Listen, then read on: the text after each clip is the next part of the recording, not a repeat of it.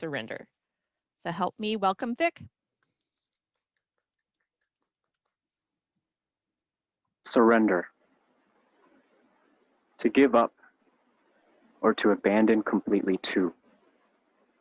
Nah, I don't want to let go of what I know. Surrender. To submit to a certain authority or lose. What? That's not even in my vocabulary, bro.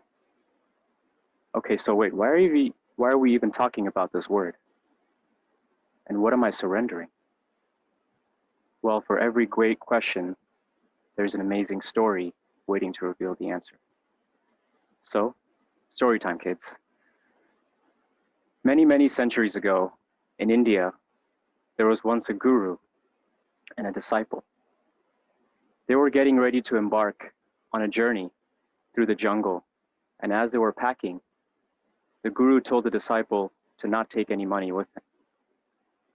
The disciple said, okay, but he decided to take 2 gold coins with him just in case. So they set off through the jungle, and before long, they came across a river that they had to cross. They walked along the banks until they encountered a man with a boat who could potentially take them to the other side. The guru walked up and asked the man, could you take us to the other side? The man replied, sure, but I would need 1 gold coin each. The guru replied that he had no money, so the man said, then I can't take you over. I would be careful though. It's getting dark, and tigers are known to roam on the side of the river. What a helpful guy. On hearing this, the disciples stepped forward and offered his 2 gold coins to the man. The guru didn't say anything, but they both got on the boat, and the man took them to the other side safely. The disciple, thinking he had the upper hand now, inquired, Guru, aren't you glad I carried those 2 gold coins with me? If we had not had them, what would have happened? The guru finally broke his silence. Do you know what would have happened? The tigers would have come got you, not me. The disciple was clearly confused. What do you mean? He said. The guru dropped the bombshell. What it means is that because you had the coins, you are afraid of tigers. If you had not had the coins, you would have had to completely surrender to God. If you had completely surrendered, why would you need to fear tigers? Since you had the 2 coins, you remained afraid, thinking that tigers, or worse, would come get you. There are no tigers for someone who has completely surrendered. All right, let's be clear. I'm not telling you guys to empty your retirement accounts and donate it all to charity and live with unflinching faith in your God or your alien simulation overlords. What I am saying is that over the past few months, I've had to examine my beliefs and ways of being in every part of my life and learn and move towards surrender, meaning let go of my idea of how life needs to be to make me happy, meaning let go of my sense of ego as I achieve and fail at things, and meaning let go of who I thought I was. So let's dig in and see what remains for me as I surrender each one of these in 3 big buckets of my life. First, relationships. I always thought that I wouldn't really be able to devote myself to a relationship until my business was off the ground. That it wouldn't be fair to my girlfriend and life partner to have me prioritize my business over her. Well, that changed quick. My business has gotten so much more traction of late as I've found out things about myself that I never would have without being in a collaborative and empowering relationship.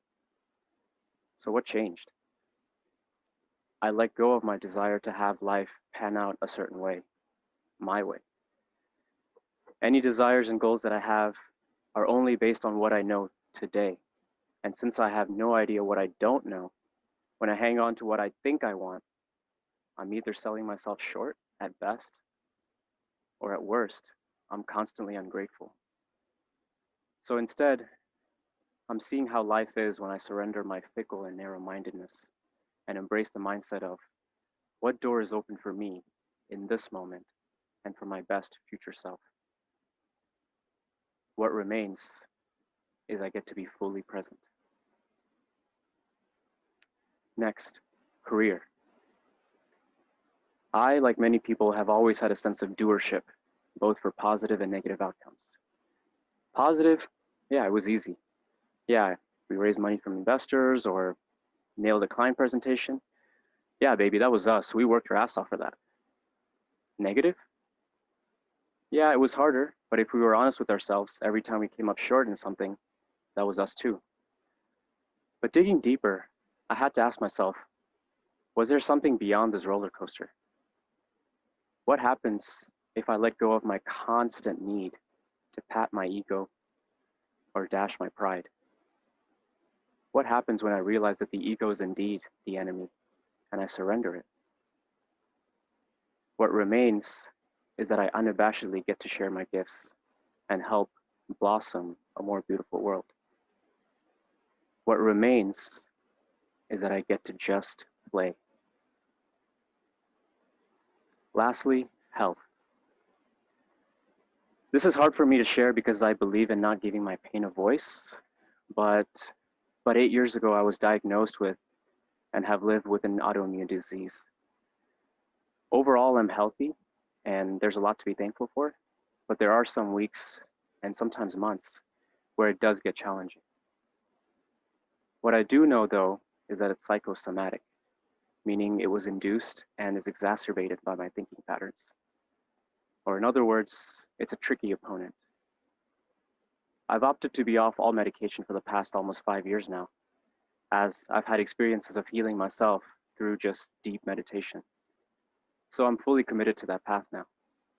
And what I'm learning is that instead of fighting it, to surrender and surrender my need actually to control it and allow it to communicate to me what I need to face, accept, and learn. And in the process, I get to shift my identity as well. From someone who has a dis-ease to someone who has learned to be at ease on demand. From someone who needs to be dependent on outside sources for happiness or well-being, to someone who can be exuberant or peaceful from within regardless of what is happening without. And from someone who didn't know what I could count on with myself, to someone who I know is tenacious in what I want out of life. What remains is courage.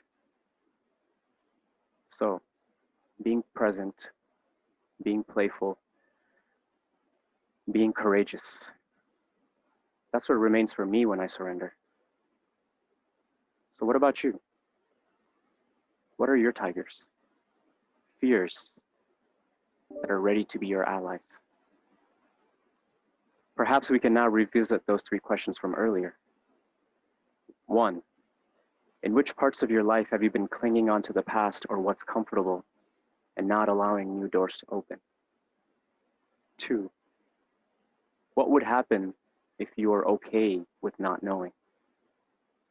And 3, what does it mean to surrender?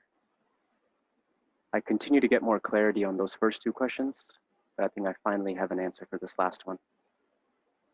Surrender, to live fearlessly.